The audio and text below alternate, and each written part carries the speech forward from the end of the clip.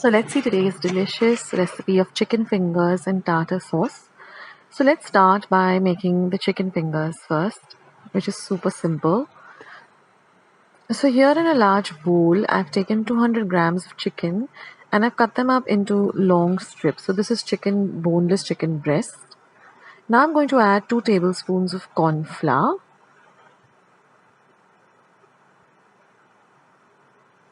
Next goes in some salt to taste.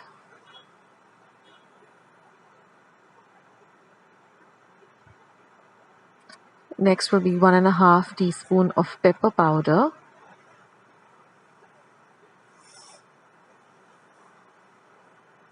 Two teaspoons of Kashmiri red chili powder, or you can also use paprika. 2 teaspoons of garlic powder. And now just mix everything really well. Ensure that all the pieces of the chicken, all the strips are nicely coated with all of the ingredients that we've just added. You can do this with a spoon, or you can even get your fingers in there and do that. And mix it up really well. But see that it's all coated with all of the ingredients. And now we're just going to refrigerate this for minimum 30 minutes. Otherwise, you can keep it in your refrigerator, and whenever you're ready to make the chicken fingers, you can just take them out. And now I'm just going to heat some oil in my pan for deep frying these chicken fingers. And once they're ready, you're just going to put them in the hot oil. Keep your flame between low and medium. And let them really fry well and crisp up really nicely. And once they're done on one side, you can just turn them onto the other side and fry the other side well too.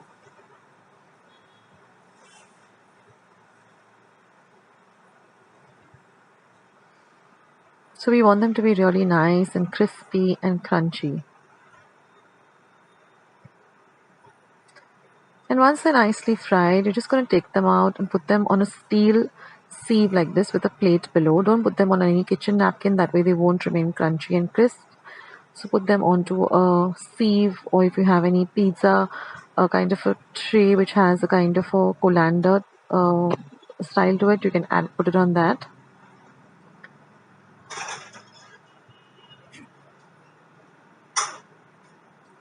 And we're going to serve this nice and hot with some chilled tartar sauce.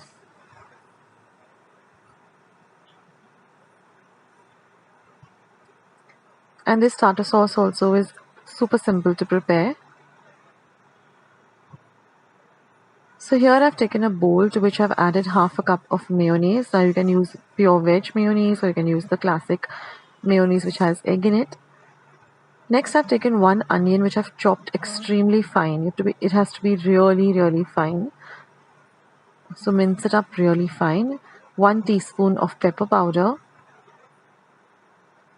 1 teaspoon of red chili flakes. 1 teaspoon of Worcestershire sauce or Worcestershire sauce. 1 teaspoon of garlic powder.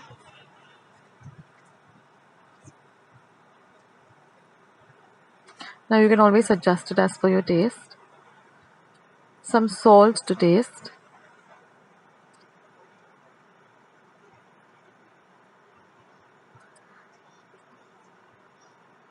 And 1 tablespoon of finely chopped jalapenos along with the rind.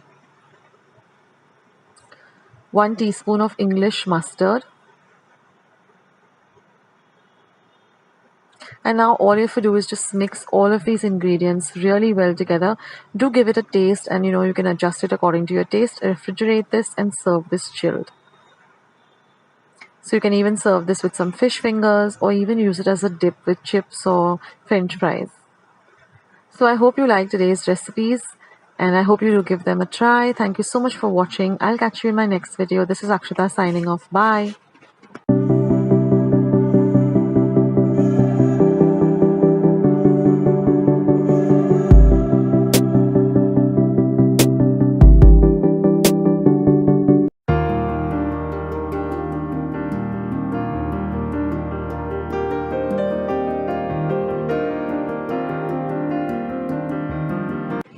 So let's see today's interesting recipe of chicken satay with peanut sauce. Now first I'm going to prepare the marinade, for which I've taken 1 tablespoon of ginger garlic paste, 1 tablespoon of Szechuan chutney. I'm going to add about 2 teaspoons of tomato ketchup or tomato sauce. Next I'm going to add just about a teaspoon of pepper powder. All I've done is roasted the pepper powder and ground it in my dry mixer. Now I'm going to add 1 teaspoon of Kashmiri red chili powder for the color, and also for the spiciness I'm going to add 1 teaspoon of regular red chili powder. Now I'm going to add 1 teaspoon of soy sauce for the taste as well as the color. And now I'm going to add a little bit of salt, because the soy sauce also has some salt, so just a little bit of salt, and mix all of this. So this is our marinade for the chicken. Now what I'm going to do is I'm going to take about 2 tablespoons out of this marinade and set it aside for the peanut sauce that we're going to prepare. So just take about 2 tablespoons and set it aside. Now I've taken 250 grams of chicken, which I've cut up into large cubes, and I'm just going to add this marinade, mix it up really well so all of the chicken pieces are coated, and cover it and keep it for 15 minutes. Now after 15 minutes I'm going to add 4 tablespoons of corn flour and see that it gets nicely it gets spread all over the chicken. And I'm also going to beat up 1 egg, and I'm going to add that too. So what this will do is, when we fry the chicken a little bit, it will become nice and crispy. So after adding the egg and the corn flour, I'm going to mix all of this, and again I'm going to set it aside for at least 25 minutes so all of the marinade as well as the egg and the corn flour really infuses the chicken. So set this aside for 25 minutes. That's very important for the right kind of crispiness that we're looking for. Now after about 25 minutes, I'm going to heat about 4 tablespoons of oil, and I'm just going to fry these chicken pieces till they're nice and golden brown on both sides. So keep your heat between medium and high, and just keep turning the chicken till you get this lovely crispy golden brown color.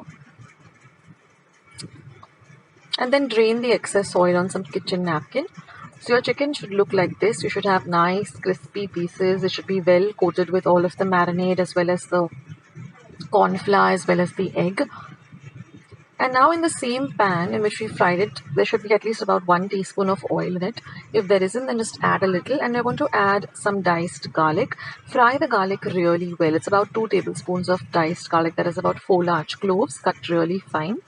Fry the garlic till it's, all the rawness goes away. Then I'm going to add 1 teaspoon of Szechuan chutney. Mix the chutney in well with the garlic.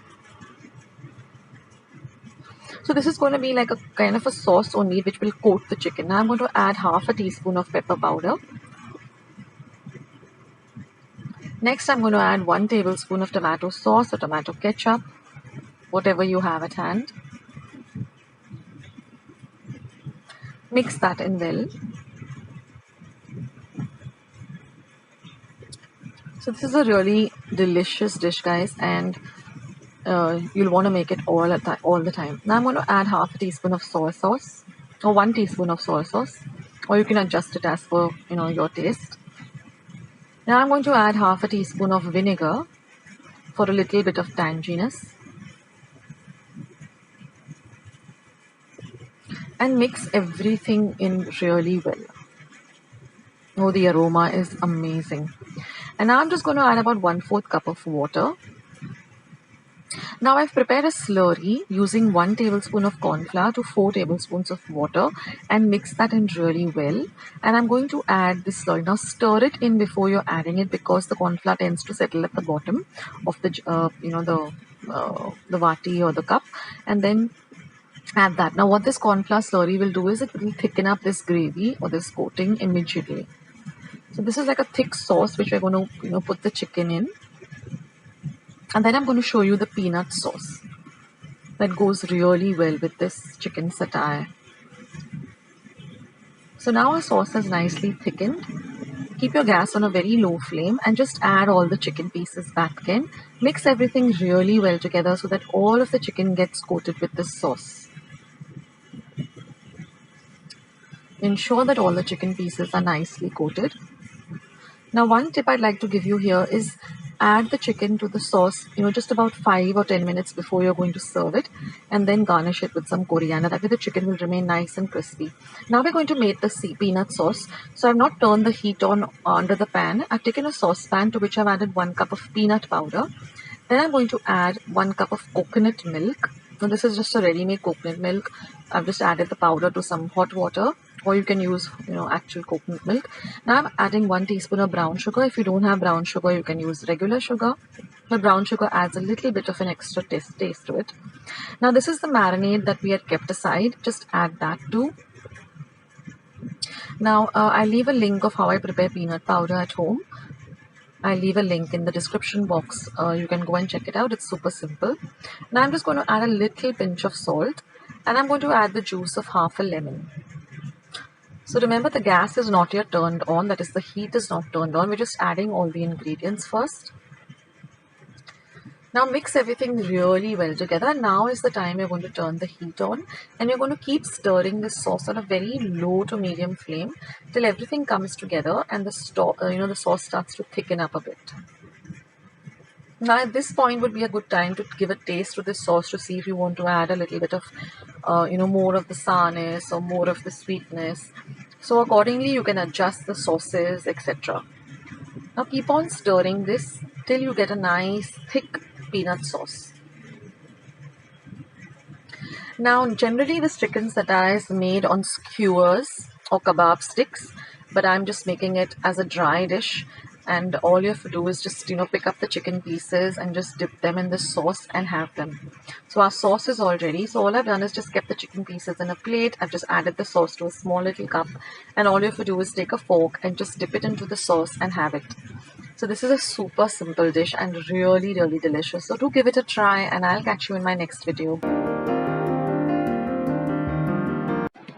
So let's see today's lovely recipe of corned beef and corned beef sandwiches.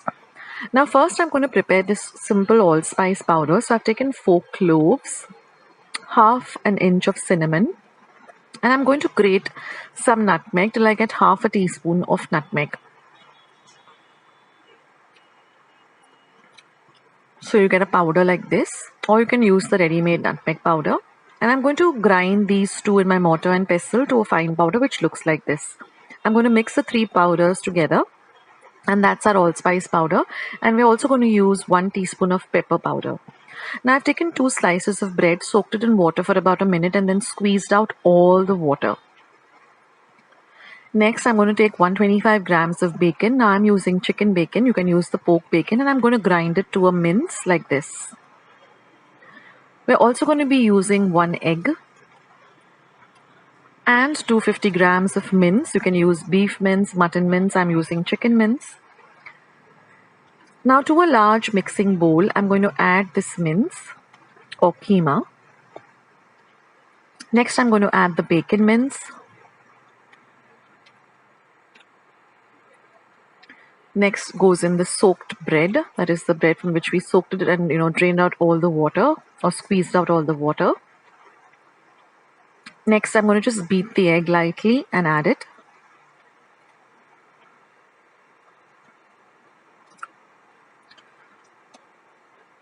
Next, I'm going to add the pepper powder as well as the allspice powder and some salt to taste. Now mix everything well, and at the same time keep your steamer ready. Put enough of water in the steamer because we're going to be steaming this corned beef for at least 45 minutes. So your steamer should have enough water.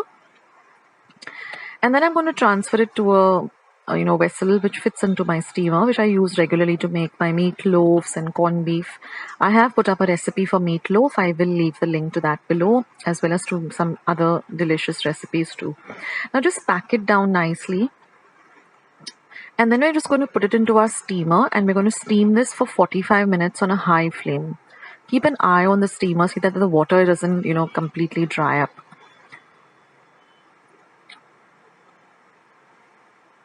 So steam it well for 45 minutes. Put a timer on your watch or on your phone.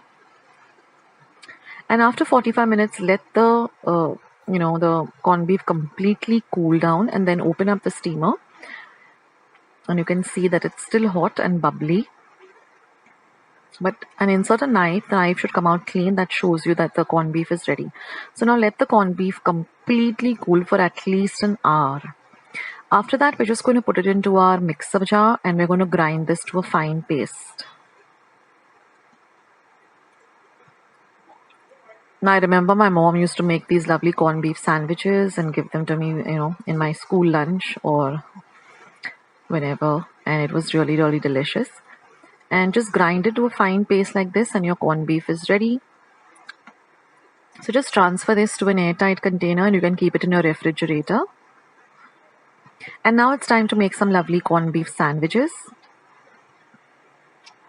So I've taken some bread and I'm just going to cut off the edges. You can keep the edges if you like. So using a serrated knife, I'm just going to cut off the edges or the sides of the bread. I'm going to apply some butter, very little butter. Or if you like a generous amount, you can. See that the butter is evenly spread all over. And then we're going to, add a very, very generous amount of the corned beef. And see that it goes to all the sides of the bread. Don't leave anything. You shouldn't see any white. It should just be completely corned beef. Believe me, guys, these sandwiches are so, so delicious.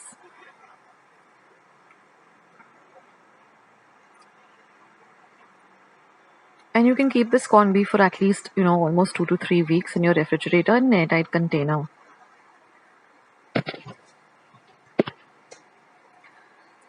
And once you've done that, you can just, add the other slice, buttered slice, keep it aside, and do the same with the other slice of bread.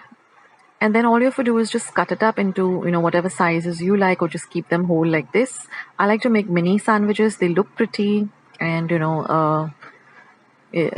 look nice, and I like it that way. I like the mini sandwiches. I've also put up other sandwich recipes like coriander and coconut chutney sandwiches. I put up the rainbow sandwiches, so I'll leave all the links in the description box below. You can go there and just click on it. It will take you directly to the recipe. So I hope you enjoyed today's recipe. I hope you give it a try. I'll catch you in the next video sooner than you think. This is Akshata signing off. Take care, guys. Bye.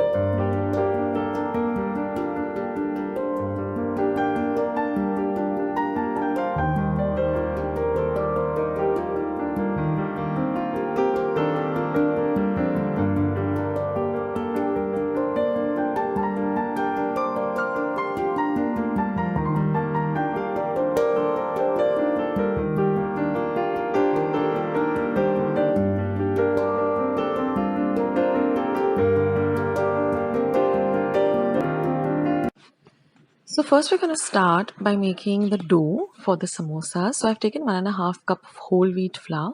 To that I'm going to add 7 teaspoons of hot melted ghee or clarified butter. Now knead this or crumble the dough with this hot ghee, and you should be able to hold the flour in your hand. That means the ghee has nicely coated the flour. Now we're going to add a little water at a time, and we're going to make this really soft and flexible dough. Something very similar that you would make for karanjis or nyoris. I will leave a link for that. Now you could use maida also, but I'm going with whole wheat flour for these samosas. Now knead the dough nicely for 2 minutes because we want a very flexible dough, because when we are rolling out the dough, we're not going to use any flour. So our dough has to be really, really flexible. And we're going to now, just rest the dough for about 10 to 15 minutes once we have kneaded it. Now after 10 to 15 minutes, I'm going to add 1/4 teaspoon of cumin seeds and 1/4 teaspoon of ova or ajwain. Again, knead the dough and just set it aside. Now we'll start working on our filling. while the dough is resting. So here I've taken 4 large potatoes and I'm just boiled them. I'll leave the instructions of how to boil the potatoes, and then I'm going to peel them and really mash them well. Then I'm going to add some salt to taste and again mix the potatoes really well with the salt. Now I'm going to take some green chilies. Now I use a mixture of light green chilies and dark green chilies. The ratio is always 2:1. So if I'm using 2 light green chilies, I use 1 dark chili. That will give you the right amount of spice hit. Now altogether I've taken about 10 chilies. I will leave the instructions of how many dark and how many light. And I'm going to make this into a very nice fine paste of the green chilies. Then I'm going to take 1 inch of ginger and grate the ginger really well.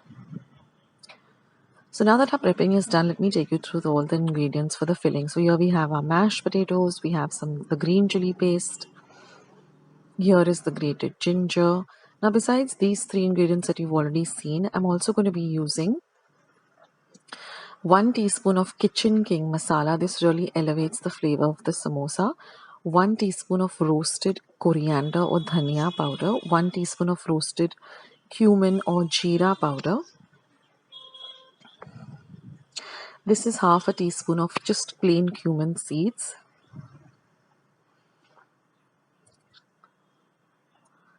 1 teaspoon of pepper powder. Half a teaspoon of ova. Half a teaspoon of fennel seeds or sauf as we call them.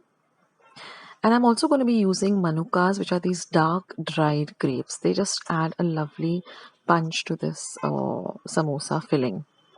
Now I'm just going to add the mashed potatoes to a large mixing bowl. Now here in a small kadai, I've added 1 teaspoon of oil or cudler. Once the oil is hot, I'm going to add the cumin seeds, the green chili paste, as well as the ova. And we're going to fry this really well till the green chilies have really fried well and you get the lovely aroma of the green chilies, the ova and the cumin. So say for about half a minute, fry them really well. And now I'm going to add this to my mashed potatoes. So just flatten out the mashed potatoes and add this lovely mixture that we've just fried to the mashed potatoes. Now I'm also going to use these white peas that I've just boiled and set aside. That's completely optional, but it really adds, a nice kind of body to the samosa. Now I'm going to add all the ingredients that I mentioned, all the dry powders, grated ginger. So I'm going to be adding all of that. And you can add it to taste also. So once you've added all the powders like the measurements that I have given you, if you find that you need a little bit more of pepper or a little bit more of cumin, you can always add according to your taste.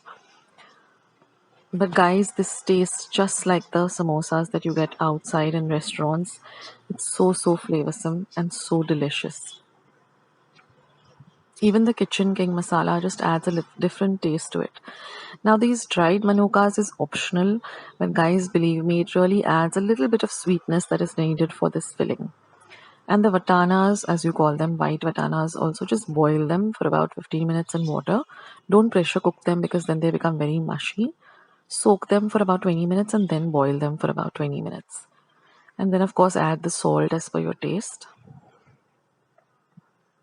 And that's our filling. It's all ready. So don't add any coriander, any dhania. It will change the entire taste. Just keep it like this. Only adjust the salt and all the other ingredients to your taste. Mash it up all well. Mix everything nicely together so the potatoes get nicely coated. Now we're going to make small balls, lime-sized balls of the dough. And we're going to roll them like this into an elongated kind of a shape. We don't want a round chapati shape, but a round, like a lotus pad kind of a lotus leaf rather kind of a shape, a long shape like this. This is the perfect one. We're going to cut it in the middle. Now we're going to coat the edges with a little bit of water.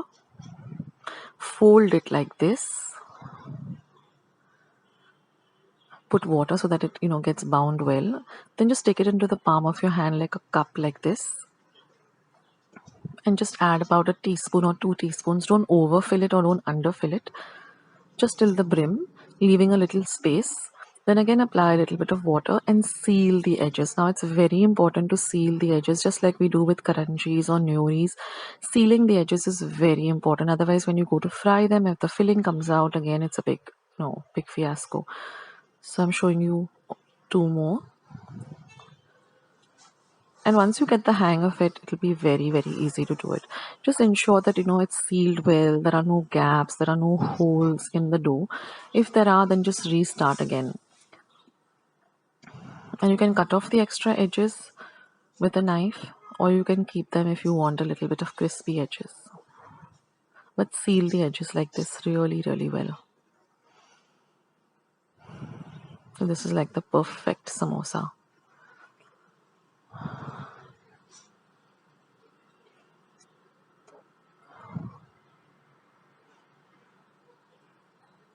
So you can make all of these samosas and keep them aside. You can even store them in a airtight container for a day or two. Don't keep them longer for a day or two in the refrigerator. And whenever hunger strikes, you can just deep fry them. So now that our samosas are ready, I'm just going to heat some oil and I'm just going to deep fry them till they're nice and golden brown in color on a medium to high heat, but keep an eye on it. And then just drain the excess oil on some kitchen napkins and you're all set to go. Now I'll be serving this with a special chutney. I will be sharing that chutney recipe very soon, but it's this typical chutneys that you get with the Punjabi samosas in like real good restaurants. They serve this lovely red spicy sweet chutney, so look out for that recipe. It will be coming up soon, and if I've already updated it, then uploaded it on my channel, you'll find the link below. So here are our lovely samosas all ready just to be dipped into that lovely sauce and enjoyed while watching your favorite movie or reading your favorite book. So do give this recipe a try and let me know how you liked it.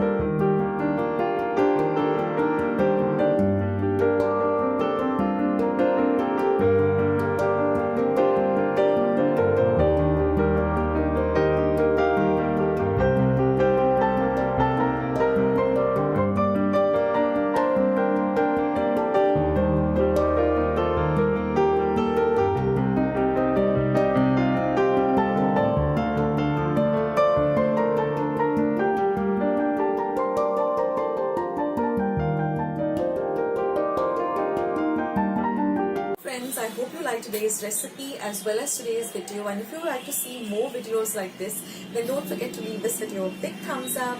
Also by clicking the thumbs up icon. Also don't forget to subscribe to my channel and become a part of Akshata's recipes. Once you have subscribed, there is a small little bell icon that will pop up, so just click on that. That way whenever I put up a new recipe or a new video, you get a message for the same. So on that note, I'll say bye and I'll catch you in my next video sooner than you think. This is Akshata saying bye, take care, stay healthy, stay fit, be kind and loving to one another. So till we meet again, bye.